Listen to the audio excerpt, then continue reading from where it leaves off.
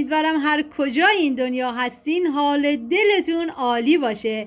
امروز آموزش آش قبیله‌ای از غذاهای اصیل و سنتی شهر بهبهان رو داریم. اگه شما مثل من فکر کرده بودین آشه، ولی نه، این یکی از خوشمزه ترین پلو مخلوطای ایرانی هستش.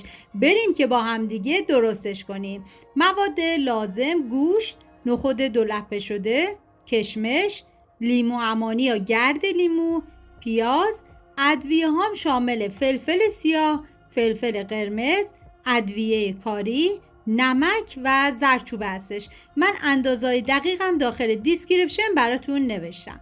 اول گوشت رو میذاریم داخل قابلمه و نخودایی که 24 ساعت قبل خیس کردیم و پوسته رو ازش جدا کردیم به گوشتمون اضافه میکنیم و پیازی که خلالی ریزش کردیم و همچنین مقداری از ادویه ها رو ما توی این مرحله به گوشتمون اضافه میکنیم. فقط نمک رو اضافه نمی کنیم چون زمان پخت گوشتمون رو طولانی تر میکنه. و بعد از اون حتما گوشت رو آب داغ بریزید و بعد از اینکه به جوش اومد سر قابلمه رو میذاریم تا گوشتمون کاملا بپزه. و من لیمو عمانی رو یادم شده بود که توی این مرحله اضافه کردم. حتما تلخی لیمو عمانی رو بگیرین یا این که میتونین از گرد لیمو هم استفاده کنین. ببینید بعد از اینکه گوشتمون کاملا پخت باید آب گوشت کاملا کشیده شده باشه و به این غلظت که رسید دیگه باید زیر حرارت رو خاموش کنیم. حالا من این گوشت رو میذارم کنار. میریم پیاز رو برای سرخ کردن موادمون آماده بکنیم که برای سرخ کردن از پیاز فراوان استفاده بکنید که طعمش رو بی نهایت خوشمزه میکنه. من به صورت خلالی ریز کردم و بعد داخل تابه کره حیوانی اضافه کردم. بعد از اینکه داغ شد پیازی که خلالی ریز کرده بودم و اضافه میکنم. هم میزنم و میذارم تا پیاز کاملا سرخ بشه.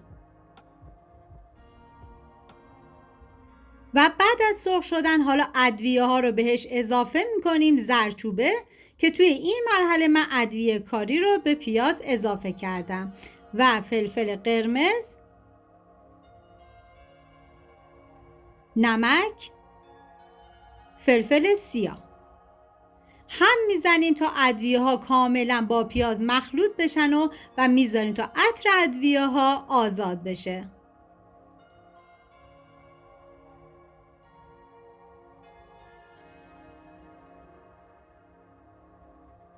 بعد از اینکه دیگه کاملا تفت خورد حالا ما گوشت و نخود رو توی این مرحله به پیازمون اضافه میکنیم و میذاریم که با هم دیگه یه تفت خیلی مختصری بخوره. حالا من هم میزنم، یعنی واقعا من از عطر و طعم این غذای خوشمزه نگم براتون که باید خودتون درست بکنید و ببینید که واقعا خوشمزه بود.